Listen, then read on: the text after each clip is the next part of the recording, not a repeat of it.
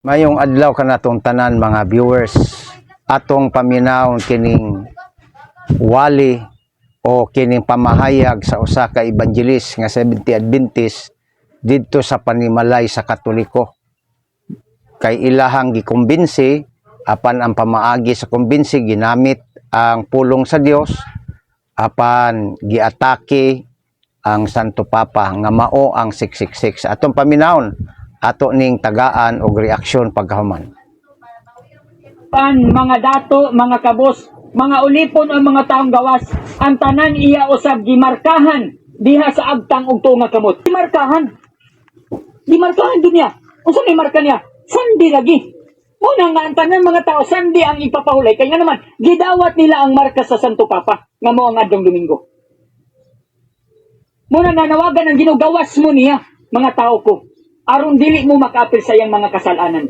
Kay ang iyang sala ti, abi inyo ti, ang salaan ng tawhana, tanawa ang 18.5, nawa o.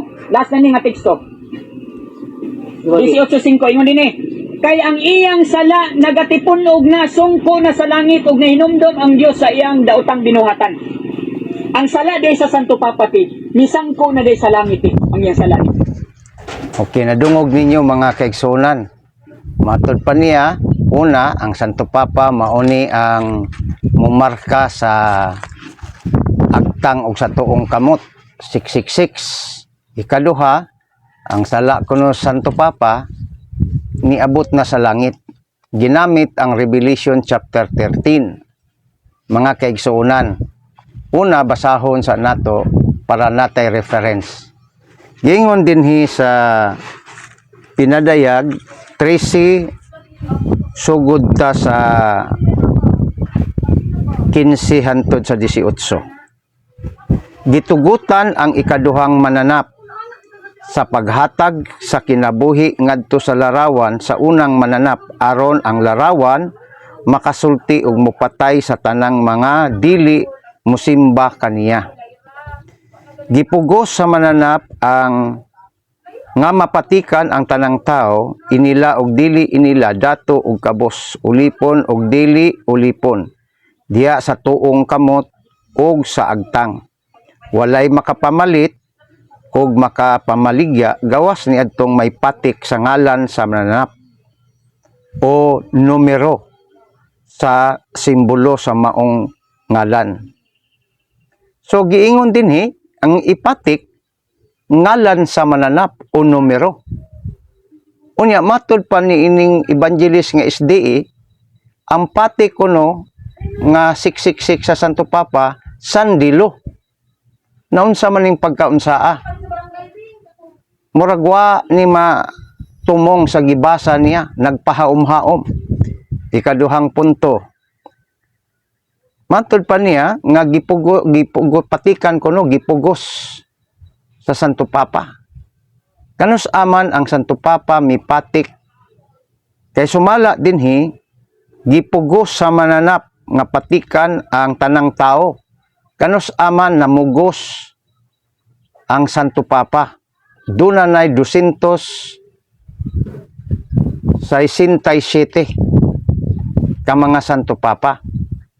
Kinsa man ang Santo Papa nga namugos pagpatik og 666 kay diri ipatik man ang ngalan dili man ang Sunday. Giingon dinhi walay makapamalit o makabaligya gawas niadtong may patik sa ngalan sa mananap. Ngalan sa mananap ang ipatik dili Sunday, dili sandilo. Pagkabulyaso og bakak ang giwali sa SDA evangelist nga inyong nadungog mga kaigsunan. Busa kining ilang gihimo pangatake ra gyud ni aron makakumbinsi sa mga Katoliko nga way alamag.